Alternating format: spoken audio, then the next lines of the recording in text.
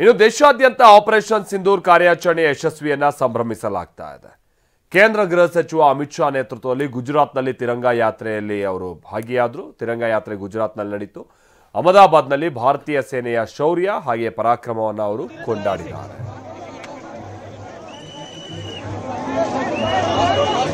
ऐसे ही अमृत भाई धीरे धीरे थोड़ा सा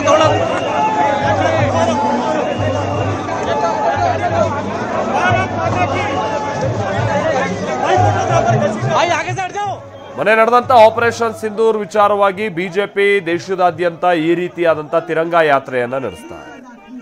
ಬಿಜೆಪಿಯ ಪ್ರಕಾರವಾಗಿ ಉದ್ದೇಶ ಏನು ಅಂತ ಅಂದ್ರೆ ಸೈನ್ಯರಿಗೆ ಗೌರವವನ್ನ ಸಲ್ಲಿಸುವಂತ ನಿಟ್ಟಿನಲ್ಲಿ, ಅವರ ಶೌರ್ಯವನ್ನ ಪ್ರಶಂಸಿಸುವಂತ ನಿಟ್ಟಿನಲ್ಲಿ ಅಂತ ಹೇಳಿ.